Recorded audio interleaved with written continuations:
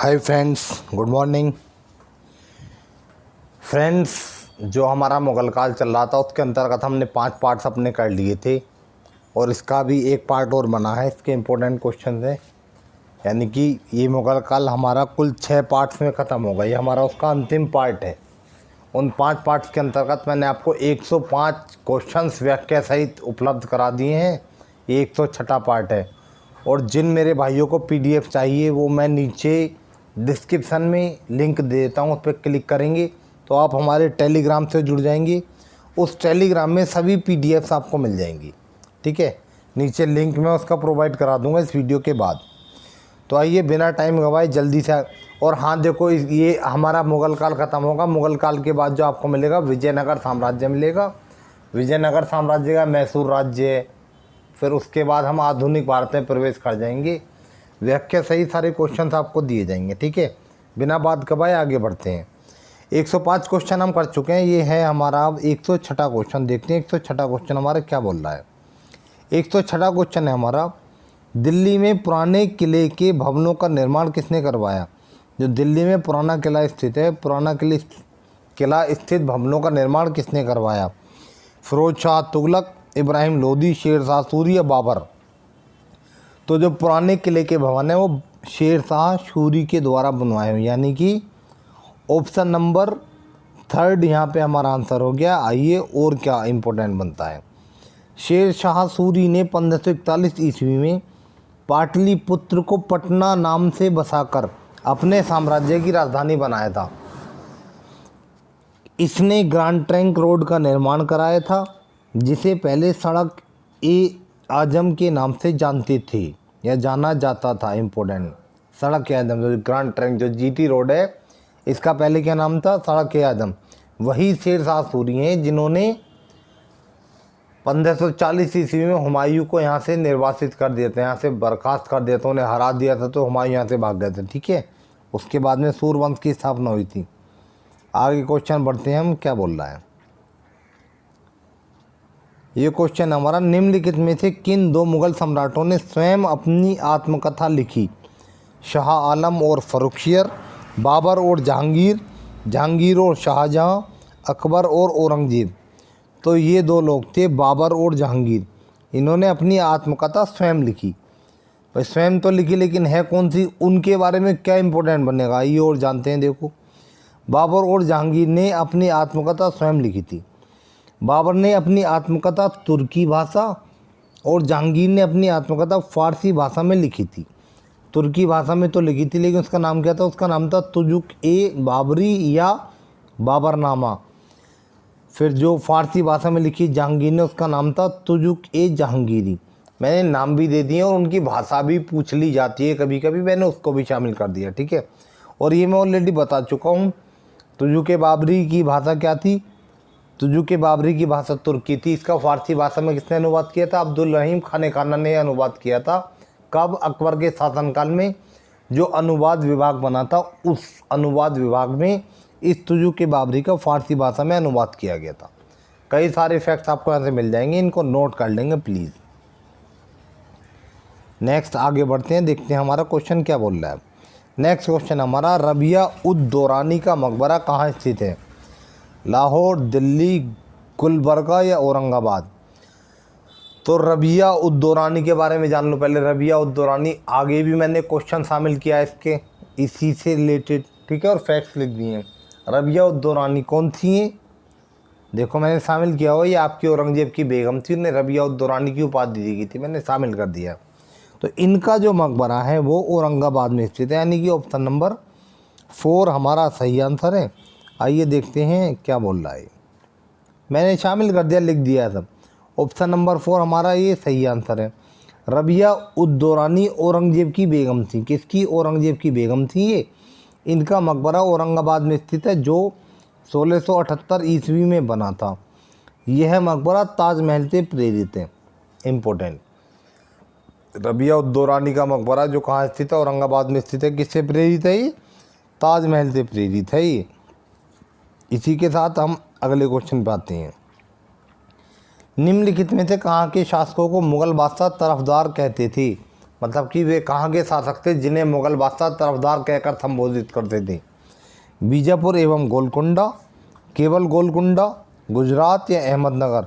तो ये जो शासक थे आपके बीजापुर एवं गोलकुंडा के शासक थे जिन्हें मुगल बादशाह तरफदार कहकर संबोधित कर देते, यानी ऑप्शन नंबर पहला हमारा सही आंसर है। बस इसके बारे में सिंपल इतना ही जानना है हमें। नेक्स्ट हमारा है क्वेश्चन नंबर 110। अकबर अपना धार्मिक विचार विमर्श कहाँ करता था? जोधाबाई महल, पंचमहल, इबादत खाना या बुलंद दरवाज़ा? तो जो अकबर अपना धार्मिक विचार विमर्श करता था ये आपका इबादत खाने में करता था। आइए देखो और क्या इसके बारे में जानना है, मैंने लिख दिया उसको भी। अकबर ने अपनी राजधानी फतेहपुर सीकरी में 1575 ईस्वी में इबादत खाने की स्थापना कराई थी। इम्पोर्टेंट, इसमें सभी धर्मों के विद्वान आते थे और धार्मिक समस्याओं पर विचार विमर्श करते थे और जो सही होता था उसे स्वीकारते थे। ठीक है। अकबर ने 1579 ईस्वी में मजहर की घोषणा की। किसकी घोषणा की? मजहर की घोषणा की थी। यानी अगर किसी धार्मिक समस्या पर विवाद उत्पन्न हो जाए तो उस पर अंतिम निर्णय लेने का अधिकार अकबर का होगा। बात समझे नहीं आप? किसी धार्मिक विचार पर अगर कोई विवाद उत्पन्न हो जाए तो अंतिम निर्णय किसका होगा उस पर? अकबर का। इसे हम क्या बोलते हैं? मजहर। यही मजहर तक कब आरम्भ किया गया था? 1579 में। किसके द्वारा? अकबर के द्वारा। नेक्स्ट, सभी कुछ शामिल कर दिया, इसीलिए 6 वीडियो बनी है तो 6 बनाई, उससे मतलब नहीं है 6 बने 7 बने जो भी है, ठीक है। लेकिन ये अंतिम वीडियो है, बिल्कुल आपका मुगल काल बढ़िया करके कंप्लीट हो जाएगा तथ्यों के साथ इन्हें पढ़ेंगे तो। तथ्य शामिल किए मैंने और जो कुछ इंपॉर्टेंट बनती है वो आपको मुँह से मुँह जुबानी बता देता हूँ। अगला क्वेश्चन हमारा, अकबर की दूसरी राजधानी कौन सी थी? दिल्ली, आगरा, फतेहपुर सीकरी, पटना? तो जो अकबर की दूसरी राजधानी थी वो थी फतेहपुर सीकरी। आगे बढ़ते हैं। नेक्स्ट देखो क्या बोल रहा है इसके बारे में और क्या। ऑप्शन नंबर 3 हमारा सही आंसर हो गया है। अकबर ने चित्तौड़ और रणथंबोर, कहाँ पे? चित्तौड़ और रणथंबोर भोर पर सैनिक विजय प्राप्त करने के बाद सूफी संत सलीम चिश्ती को सम्मान देने के लिए अपनी राजधानी को आगरा से किसी नए स्थान पर स्थानांतरित करने का फैसला लिया। ठीक है। राजधानी स्थानांतरित करके शहर का नाम पहले फतेहाबाद रखा जो बाद में फतेहपुर सीकरी पड़ गया। सिंपल, ठीक है नहीं? इसको जान लेंगे। इसी के साथ अब हम आगे बढ़ते हैं। अगला क्वेश्चन हमारा क्या बोल रहा है? नेक्स्ट क्वेश्चन हमारा क्वेश्चन नंबर 112। लाल किला लगभग 200 वर्षों के लिए भारतीय सम्राट का निवास रहा, इसे किसके द्वारा बनवाया गया था? सीधी भाषा में बोले तो लाल किला जो दिल्ली में स्थित है उसका निर्माण किस मुगल बादशाह ने कराया था? बाबर, जहांगीर, अकबर या शाहजहां? तो जो लाल किला है वो हमारा शाहजहां साहब ने बनवाया था। ठीक है नहीं? जान लेते हैं। ऑप्शन नंबर 4 हमारा सही आंसर है। अगला क्वेश्चन हमारा, निम्नलिखित मस्जिदों में से किसका निर्माण मुगल सम्राट शाहजहां द्वारा करवाया गया था? जामा मस्जिद दिल्ली यानी दिल्ली वाली जामा मस्जिद, बादशाही मस्जिद लाहौर, काबुली बाग मस्जिद हरियाणा, किला ए कुना मस्जिद दिल्ली? तो जो शाहजहां ने इनमें से जिसका निर्माण करवाया था वो है आपकी जामा मस्जिद दिल्ली, यानी कि दिल्ली की जामा मस्जिद जो है उसका निर्माण किसने करवाया था? शाहजहां ने करवाया था। जब दिल्ली की जामा मस्जिद शाहजहां ने बनवाई थी तो आगरा की जामा मस्जिद किसने बनवाई? आगरा की जामा मस्जिद बनवाई थी शाहजहां आरा ने। ठीक है। आगरा की जामा मस्जिद जहां आरा ने और दिल्ली की जामा मस्जिद शाहजहां ने। जामा मस्जिद आगरा में भी है और दिल्ली में भी है। देखो मैंने शामिल कर दिया इसको भी, मतलब कि आंसर हमारा ऑप्शन नंबर फर्स्ट या ए हो गया है, कोई दिक्कत नहीं, फर्स्ट लिखा हो या ए लिखा हो।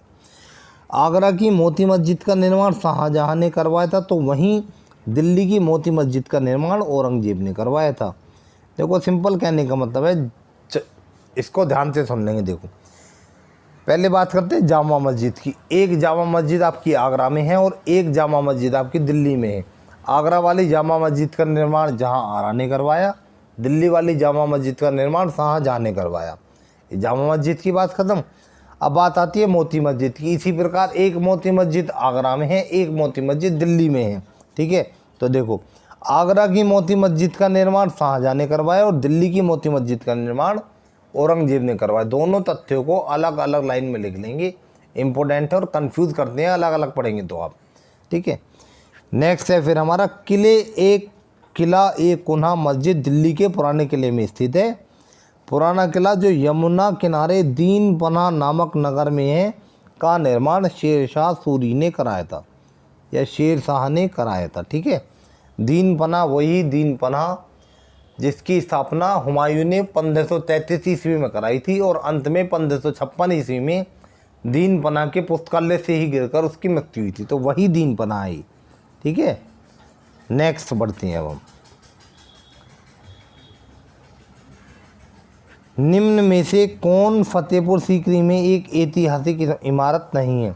मतलब कि जो निम्न 4 इमारतें दी गई इनमें से कौन सी एक वो है जो फतेहपुर सीकरी में नहीं है? बुलंद दरवाज़ा, इबादत खाना, गोल गुंबज या पंचमहल। तो इसमें जो आपकी फतेहपुर सीकरी में नहीं है वो है गोल गुंबज। गोल गुंबज जब फतेहपुर सीकरी में नहीं है तो कहाँ है जानते हैं? ये देखो, गोल गुंबज बीजापुर में स्थित है जो मोहम्मद आदिल शाह का मकबरा है। इम्पोर्टेंट है, ये भी जान लेंगे, ठीक है। नहीं, गोल गुंबज कहाँ पे है? गोल गुंबज बीजापुर में स्थित है और ये मोहम्मद आदिल शाह का मकबरा है, ये फतेहपुर सीकरी में नहीं है। इसी के साथ हम अगले क्वेश्चन पे आते हैं। लाल बलुआ पत्थर का कौन सा प्रसिद्ध किला मुगल शासकों के शाही शहर को घेरता है जिसमें जहांगीर महल, दीवाने खास और 2 खूबसूरत मस्जिद शामिल हैं? तो ये है आपका पहला ऑप्शन आगरा फोर्ट, हुमायूं का मकबरा, महाबलीपुरम के स्मारकों का समूह या हम्पी के स्मारकों का समूह। हम्पी के स्मारकों का समूह। तो इसका आंसर हो जाएगा हमारा आगरा फोर्ट, यानी कि ऑप्शन नंबर फर्स्ट हमारा सही आंसर है। जानते हैं, देखो इसके बारे में और जान लेंगे। जो इसमें 2 मस्जिद हैं कौन सी है? मोती मस्जिद है, शाहजहां ने बनवाई थी। एक मीना मस्जिद है, ये भी शाहजहां ने बनवाई थी। दीवाने खास है, दीवाने आम है। आगरा का किला बहुत बड़ा किला है, ठीक है। नहीं, बहुत दिनों तक यही हमारा क्या मुग़ल बादशाहों की आगरा राजधानी रही थी और यहाँ से ही सब कार्यों का संचालन मुग़लों के द्वारा किया जाता था, मुग़ल बादशाहों के द्वारा। कहाँ से? आगरा के किले से। बहुत बड़ा है, दीवाने खास है, दीवाने आम है, मोती मस्जिद है, मीना मस्जिद और भी वगैरह वगैरह बहुत कुछ है। इसी के साथ हम आगे बढ़ते हैं अपने। देखो मैंने अभी आपको बताया था ना, पीछे क्वेश्चन था कि इसको आगे भी मैंने शामिल किया दूसरे तरीके से। ये एग्ज़ाम में इस तरीके से भी पूछा गया है। बीबी का मकबरा किसके द्वारा बनवाया गया था? किसका मकबरा? बीबी का मकबरा। हुमायूं, औरंगजेब, बाबर, आजम शाह। तो ये जो बीबी का मकबरा बनवाया गया था औरंगजेब द्वारा बनवाया गया था, ठीक है। बीबी का मकबरा, रबिया उद्दौरानी का मकबरा, ये सब क्या है? दूसरा ताजमहल, ये सब क्या है? ये सब है औरंगजेब की बेगम के मकबरे के नाम है जो औरंगाबाद में स्थित है। देखो लिख दिया मैंने इस लाइन को भी, आप नोट कर लेंगे। औरंगजेब की पत्नी का नाम दिलरस बानो बेगम था जिसे रबिया उद्दौरानी की उपाधि दी गई थी। औरंगजेब ने अपनी बेगम का मकबरा महाराष्ट्र के औरंगाबाद में बनवाया था। इसे बीबी का मकबरा, दूसरा ताजमहल या रबिया उद्दौरानी का मकबरा के नाम से भी जाना जाता है। सिंपल, ठीक है। नहीं, इसी के साथ अब हम आगे बढ़ते हैं। आगरा के किले को किसने बनवाया था? जो हमारा आगरा का किला है वह किसने बनवाया था? हुमायूं, अकबर, बाबर या औरंगजेब? तो जो आगरा का किला बनवाया था ये आपका अकबर ने बनवाया था, यानी कि ऑप्शन नंबर 2 हमारा आंसर हो गया है। सिंपल, ये मैंने लिख दिया, ऑप्शन नंबर 2 हमारा आंसर है। अगले क्वेश्चन में आते हैं हम। किस मुगल सम्राट ने अपने पिता को कैद और अपने भाई को मार डाला था? वह कौन मुगल सम्राट था? राजगद्दी को प्राप्त करने के लिए उसने अपने पिता को तो बंदी बना दिया था और अपने भाइयों को मार डाला था, किसी को युद्ध में, किसी को किस तरीके, ठीक है। बाबर, हुमायूं, औरंगजेब, शाह आलम द्वितीय? तो वो था कट्टर व्यक्ति, कौन था? औरंगजेब। किसने मार डाला था अपने भाइयों को? औरंगजेब ने मार डाला था अपने भाइयों को गद्दी प्राप्त करने के लिए, ठीक है। नहीं, आइए देखो जानते हैं इसके बारे में मैंने और क्या शामिल किया है। मुग़ल बादशाह शाहजहाँ के बीमार पड़ने के बाद राज सिंहासन के लिए जंग चल गई थी। इसमें औरंगजेब ने अपने सारे भाइयों को मारने के बाद शाहजहाँ को आगरा के शाह बुर्ज में कैद कर दिया था। शाहजहाँ के कैदी जीवन में एकमात्र सहारा उनकी बड़ी बेटी जहाँआरा थी। जिसने अपने पिता की सेवा की थी वो शाहजहाँ की बड़ी पुत्री थी, उसका नाम था जहाँआरा। ठीक है, और वहीं पर कैदी जीवन के 8वें वर्ष शाहजहाँ की मृत्यु हो गई थी। कहाँ पर? शाह बुर्ज में। कहाँ पर है ये है आपका आगरा के किले में स्थित है। इसके बाद अगला क्वेश्चन हमारा, हुमायूं का मकबरा किसके द्वारा बनवाया गया था? हुमायूं का मकबरा वही जो दिल्ली में स्थित है। ठीक है, जो हमारा दूसरा शासक था, मुगल का दूसरा शासक था हुमायूं, तो उसका मकबरा किसके द्वारा बनवाया गया था, हमें ये बताना है। हुमायूं, हमीदा बानो बेगम, बाबर या अकबर? तो जो हुमायूं का मकबरा था वो बनवाया था आपको हमीदा बानो बेगम ने, यानी कि ऑप्शन नंबर 2 हमारा सही आंसर है। आइए देखते हैं इसके तहत मैंने और क्या शामिल किया। इम्पोर्टेंट तथ्य, एक एक लाइन से डायरेक्टली ऐसे क्वेश्चन पूछा गया है पता नहीं कितने एग्जामों में, और आने वाले सभी एग्जामों के लिए बहुत इंपॉर्टेंट है, तो प्लीज़ बार बार कह रहा हूँ मैं, नोट्स मेंटेन करते रहेंगे। हुमायूं के मकबरे का निर्माण हुमायूं की बेगम और अकबर की सौतेली माँ हमीदा बानो बेगम ने की देख रेख में 1564 में हुआ था। तो हुमायूं के मकबरे का निर्माण किसने करवाया था? हुमायूं की तो वो बेगम थी, और अकबर की सौतेली माँ थी, उसका नाम क्या था? हमीदा बानो बेगम। ठीक है, इस मकबरे का खाका ईरान के वास्तुकार मीरक मिर्ज़ा गियास ने बनाया था। किसने बनाया था? एक मीरक मिर्ज़ा गियास थे, एक वास्तुकार थे, कहाँ के? ईरान के।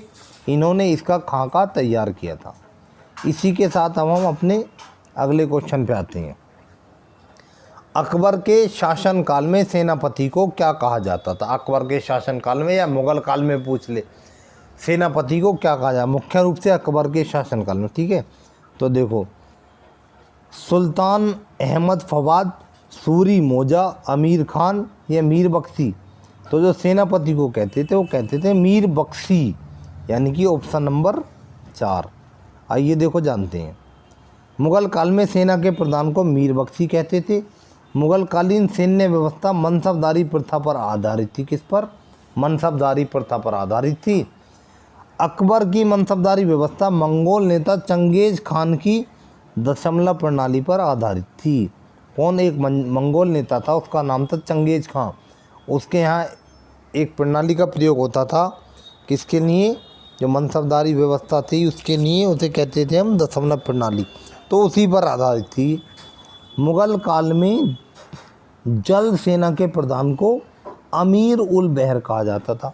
जल सेना के प्रधान क्या कहते थे? अमीर उल बहर कहते थे। इसी के साथ अब हम अपने अगले क्वेश्चन पढ़ते हैं। क्वेश्चन नंबर 121, मोती मस्जिद इन विश्व धरोहर स्थलों में से किस में स्थित है? हुमायूं का मकबरा, महाबोधि मंदिर परिसर, कुतुब मीनार या लाल किला परिसर? तो जो मोती की मस्जिद है आपकी वो लाल किला परिसर में स्थित है। दिल्ली में जो लाल किला है उसके परिसर में ही मोती मस्जिद बनी हुई है। ठीक है, मोती मस्जिद दिल्ली वाली किसने बनाई थी? कमेंट बॉक्स में कमेंट करेंगे प्लीज़। इससे पहले क्वेश्चन में मैं बता चुका हूँ, वही मोती मस्जिद है। मोती मस्जिद, जामा मस्जिद, एक मोती मस्जिद दिल्ली में, एक आगरा में, एक जामा मस्जिद दिल्ली में, एक जामा मस्जिद आगरा में। चारों किसने बनवाई थी? प्लीज़ कमेंट बॉक्स में कमेंट करेंगे। इससे पहले ऑलरेडी बता चुका हूँ, और याद कर लेंगे इनको बढ़िया से। आंसर नंबर हमारा ऑप्शन 4 हो गया है। इसके साथ ही आगे बढ़ते हैं। खास महल और शीश महल का निर्माण किस विश्व धरोहर स्मारक में किया गया है? किसका? खास महल है और शीश महल है, तो क्या हुमायूं के मकबरे में, महाबोधि मंदिर परिसर में, कुतुब मीनार में या आगरा के किले में? तो इनका जो निर्माण किया गया है, खास महल है और शीश महल है, ये आपके आगरा के किले में है, यानी कि ऑप्शन नंबर 4 हमारा सही आंसर है। इसी के साथ अब हम आगे बढ़ते हैं। बुलंद दरवाज़ा किस महल का मुख्य प्रवेश द्वार है? आमेर का किला, ग्वालियर का किला, आगरे का किला या फतेहपुर सीकरी का किला? तो जो बुलंद दरवाज़ा है आपका, ये आगरे के किले का मुख्य द्वार है, जिसका निर्माण अकबर ने गुजरात विजय के उपलक्ष्य में कराया था, बताया था अभी पीछे भी। तो ये किसका मुख्य प्रवेश द्वार है? ये आगरे के किले का मुख्य प्रवेश द्वार है। जब ये आगरे के किले का मुख्य प्रवेश द्वार है तो कुतुब मीनार के किले का प्रवेश, जो मुख्य प्रवेश द्वार है उसका क्या नाम है और उसका निर्माण किसने कराया था? दिल्ली सल्तनत की वीडियो में ऑलरेडी बता चुका हूँ, उसको भी आप जान लेंगे, इसलिए एक एक वीडियो बहुत इम्पोर्टेंट है। बुलंद दरवाजे का निर्माण 1572 ईस्वी में अकबर ने गुजरात विजय के उपलक्ष्य में फतेहपुर सीकरी में कराया था। सिंपल, बहुत बड़ा है, दरवाज़ा भी बड़ा है और आगरे का किला भी बहुत बड़ा है। अकबर ने मियाँ का शीर्षक किसे दिया था? राजा टोडरमल, मानसिंह, बीरबल या तानसेन? तो जो अकबर ने मियाँ का शीर्षक दिया था वो थे तानसेन। इसके 9 रत्नों में से एक थे और बहुत अच्छे गायक थी तानसेन। ठीक है, तानसेन का जन्म ग्वालियर में हुआ था, पूछा था डायरेक्टली, इसलिए मैंने लिख दिया है। तानसेन के समय में ध्रुपद गायन शैली का विकास हुआ था। कौन सी? ध्रुपद गायन शैली। ताजमहल को यमुना नदी के किस तट पर बनाया गया है? दाहिने तट पर, बाएं तट पर, नदी के बीचों बीच या इनमें से कोई नहीं? तो जो ताजमहल है वो शाहजहाँ ने अपनी बीवी की यादें बनवाया था, उसे कहाँ बनवाया था? यमुना नदी के दाहिने तट पर बनवाया था। सिंपल, ठीक है, यानी कि ऑप्शन नंबर कौन सा हो गया हमारा? ऑप्शन नंबर पहला हो गया। इसको टिक कर देता हूँ मैं। इसी के साथ देखो आगे देखते हैं क्या बोल रहा है। शाहजहाँ ने अपनी बेगम मुमताज़ की याद में यमुना नदी के दाहिने तट पर ताजमहल का निर्माण कराया था। सिंपल।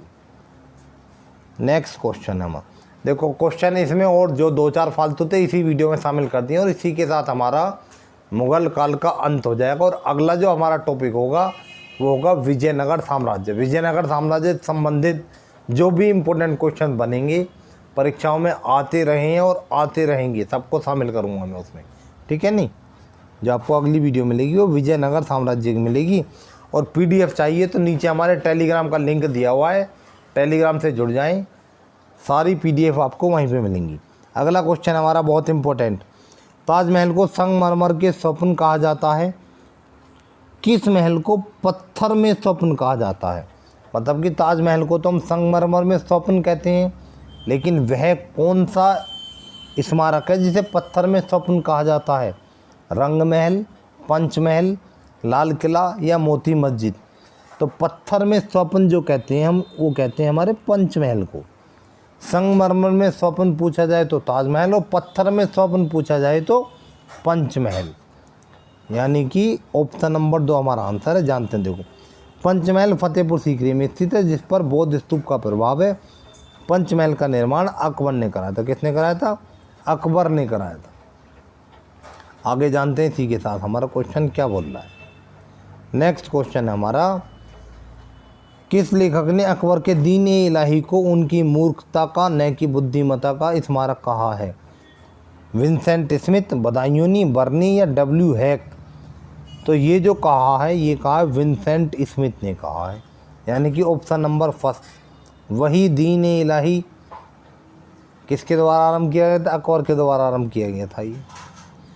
अगला देखते हैं हम, किस मुगल बादशाह को लंपट मूर्ख भी कहा जाता था? वह कौन सा मुगल बादशाह था जिसे लंपट मूर्ख भी कहा जाता था? जहांदार शाह, फर्रुखशियर, मोहम्मद शाह या अहमद शाह? तो जो लंपट मूर्ख कहते थे वो जहांदार शाह को कहते थे, यानी कि ऑप्शन नंबर फर्स्ट हमारा सही आंसर हो गया है। अब देखो लंपट मूर्ख तो कहते थे, लेकिन घृणित कायर, रंगीला बादशाह किसे कहते थे? ये सब मैंने शामिल कर दिया। देखो जानते हैं, ऑप्शन नंबर फर्स्ट हमारा सही आंसर है। जहांदार शाह को लंपट मूर्ख भी कहा जाता था। इसने अपने शासनकाल में लाल कुमारी नाम की एक वेश्या को हस्तक्षेप करने का आदेश दे रखा था। एक वेश्या थी, उसका नाम था लाल कुमारी, उसे हस्तक्षेप करने का आदेश दे रखा था कि आपकी भी यहाँ पे सुनी जाएगी। नेक्स्ट, फर्रुखशियर को घृणित कायर कहा जाता था। आपसे पूछ सकता किस मुगल बादशाह को घृणित कायर कहा जाता था? फर्रुखशियर। फिर मोहम्मद शाह को रंगीला बादशाह कहा जाता था। किसे? मोहम्मद शाह को रंगीला बादशाह कहा जाता। सुंदर युवतियों के प्रति अत्यधिक रुझान रखता था ये, इस वजह से इसे क्या कहते थे? रंगीला बादशाह कहते थे। किसे? मोहम्मद शाह को। यहाँ से बिल्कुल डायरेक्टली क्वेश्चन बने, सीधा सीधा पूछ लेगा घृणित कायर किसे कहा जाता था, रंगीला बादशाह किसे कहा जाता था।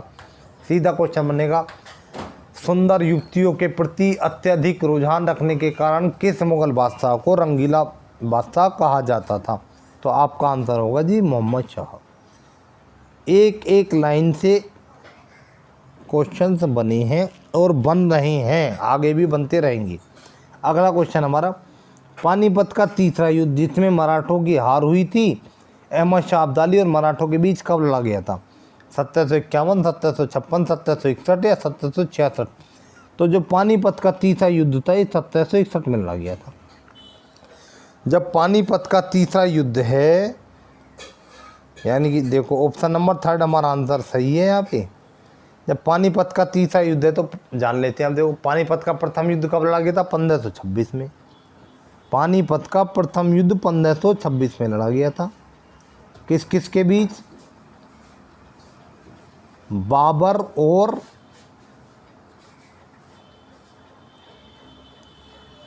इब्राहिम लोदी के बीच लड़ा गया था। और इब्राहिम लोदी युद्ध भूमि में ही मारा गया था। और युद्ध भूमि में मारा जाने वाला दिल्ली सल्तनत का पहला बादशाह था। ये पानीपत के प्रथम युद्ध की बात होगी तो पानीपत के द्वितीय युद्ध की बात करते हैं। पानीपत का द्वितीय युद्ध कब लड़ा गया था? ये 1526 में लड़ा गया था। किस किस के बीच लड़ा गया था?